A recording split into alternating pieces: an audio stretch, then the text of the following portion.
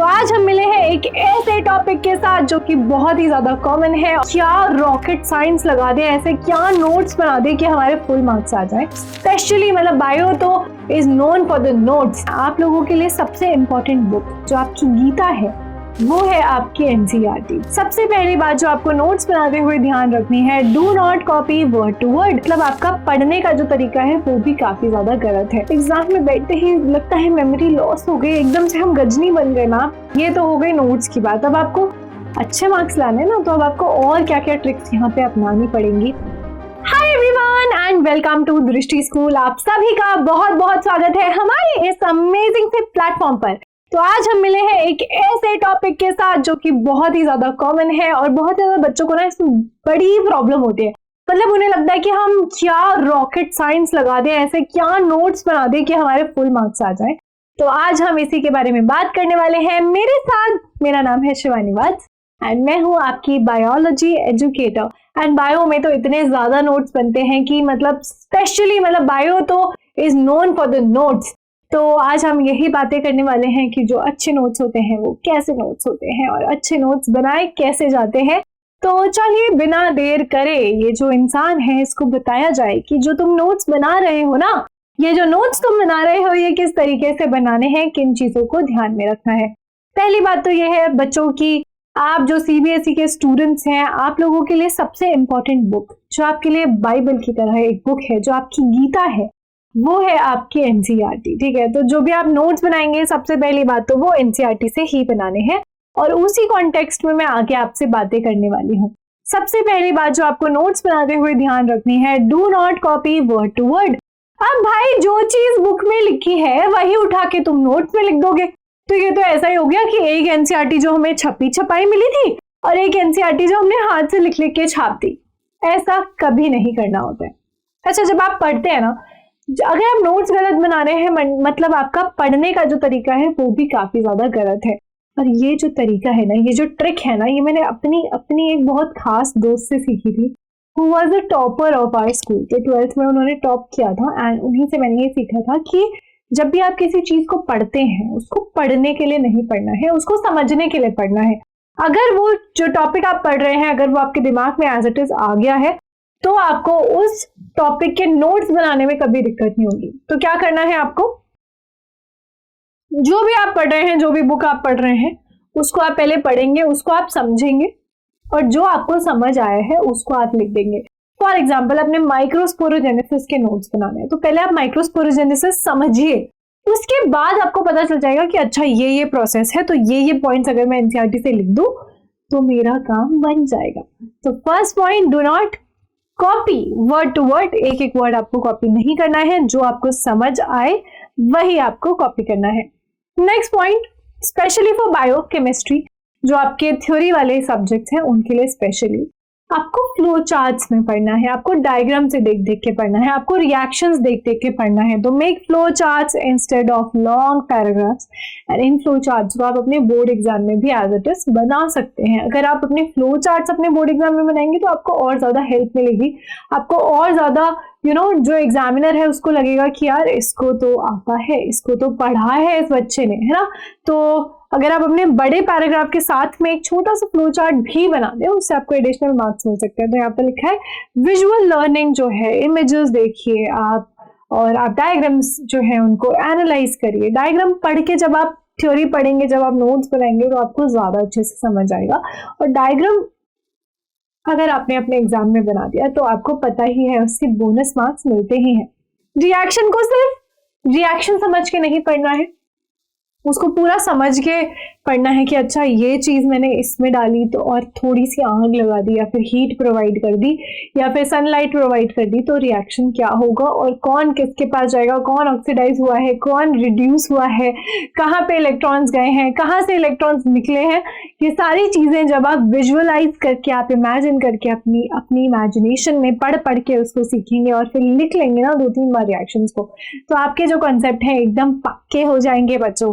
ठीक है, तो आपका रिटेंशन भी इससे बढ़ेगा। जो ये प्रॉब्लम आती है ना कि हमने पढ़ा तो था पर एग्जाम में बैठते ही लगता है मेमोरी लॉस हो गई, एकदम से हम गजनी बन गए ना। तो जब आप विजुअलाइज करके, जब आप समझ के लिख कर पढ़ते हैं तो आपको वो चीजें ज्यादातर याद रहती है, आपकी रिटेंशन बार बढ़ जाती है। Next and very very very very important, क्योंकि देखो नोट्स हम क्यों बना रहे हैं, अच्छा मार्क्स के लिए बना रहे हैं ना, तो जो आपके नोट्स है उनको आप लिंक करेंगे PYQs के साथ। तो अगर आपने अभी तक ये नहीं किया है तो this is the most important step. अगर आपने दुनिया भर की नॉलेज पढ़ ली, दुनिया भर की नॉलेज गेन कर ली, लेकिन अगर आपको ये नहीं पता कि भाई क्वेश्चन कहाँ से आएगा, तो फिर आपका कोई फायदा नहीं है पढ़ने का, क्योंकि लास्ट में तो बेटा सब मार्क्स ही देखते हैं ना, मार्क्स ही देखे जाते हैं कि कितने मार्क्स आए बोर्ड एग्जाम में, कितने मार्क्स आए CUET में। अब आपके मार्क्स देख के ही तो आपको कॉलेज में एडमिशन मिलेगा ना। तो यहाँ पर ध्यान देना है, एक बहुत ही फेमस रूल भी है इसके ऊपर, 80-20 रूल, यानी कि आपका जितना भी सिलेबस होता है उसमें से 80% ऐसा होता है जो ठीक है, मतलब है वो एक बल्क सिलेबस है, लेकिन 20% ऐसा होता है जहां से घूम घूम के क्वेश्चंस आते हैं। तो ये जो 20% है ना, ये जो 20% है, ये बच्चे कहते हैं मैम कैसे पता चलेगा 20%, जब आप PYQs पढ़ेंगे। एंड PYQs के लिए आपको कहीं नहीं जाना है, आपको गूगल बाबा के पास जाना है और वहां पे आपको टाइप करना है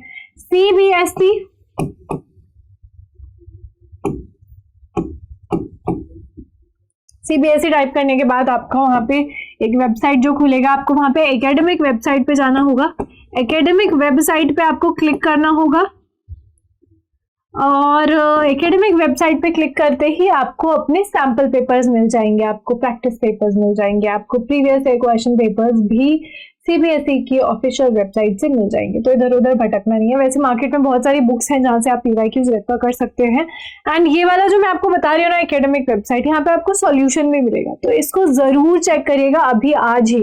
एंड यहाँ से आपको पता चल जाएगा कि 2 नंबर के क्वेश्चन कैसे आते हैं, 3 नंबर के क्वेश्चन कैसे आते हैं, 4 नंबर का केस बेस्ड क्वेश्चन कैसे आता है, 5 मार्क्स के क्वेश्चन कैसे आते हैं, जो MCQs है वो कहाँ से पूछे जा सकते हैं। और उससे जब आप नोट्स बनाएंगे आप उसके ऊपर ऐसे गोला बना के ना, फॉर एग्जाम्पल ये है, इसके ऊपर ऐसे गोला बना के यहाँ लिख सकते हैं कि यहाँ से MCQ आया है।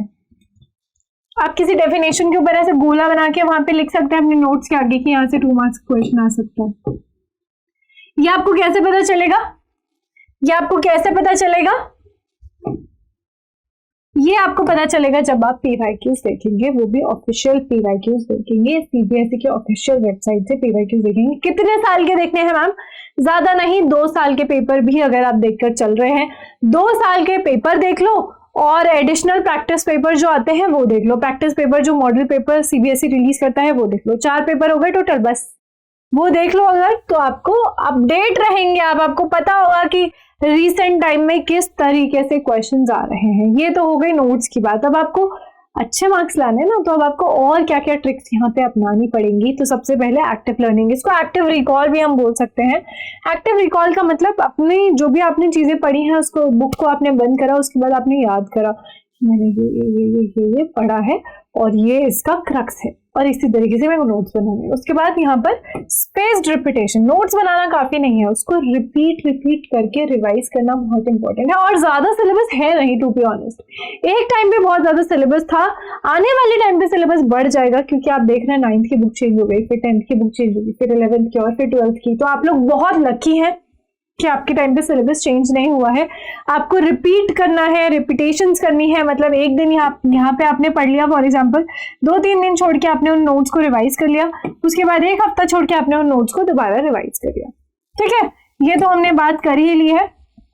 उसके बाद आपने जब अपने सैंपल पेपर्स करे, प्रीवियस ईयर पेपर देखे, तो आपको वहां से भी एक आइडिया लग जाएगा कि किस तरीके से आपकी जो परफॉर्मेंस है, किस तरीके से आपकी जो पढ़ाई है उसका क्या लेवल है और वो आपको कहाँ तक पहुंचा सकती है। प्लस जो आपके स्कूल एग्जाम होते हैं ना, उसको भी आपको बहुत सीरियसली लेना है।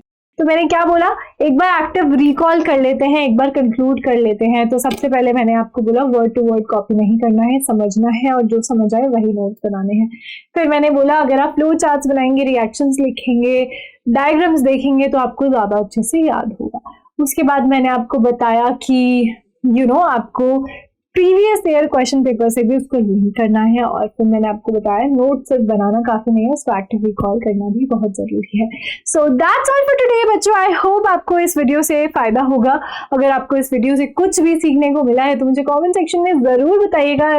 और अगर आपकी ऐसी कोई भी परेशानी है जो अभी तक एड्रेस नहीं हुई है, अगर आप चाहते हैं कि मैम ये बता दीजिए, मैम इसके ऊपर इंफॉर्मेशन दे दीजिए, तो वो भी आप मुझे ज़रूर बताइएगा। इस वीडियो को अपने फ्रेंड्स के साथ ज़रूर शेयर करिएगा एंड हमारे चैनल को सब्सक्राइब कर लीजिएगा बच्चों। That's all for today. Bye bye बच्चों, फिर मिलते रहेंगे। तब तक के लिए ध्यान रखिए, पढ़ते रहिए, खुश रहिए। बाय बाय बच्चों। अब एग्जाम की तैयारी को और बेहतर करने के लिए हमारे चैनल को लाइक, शेयर और सब्सक्राइब करना ना भूलें।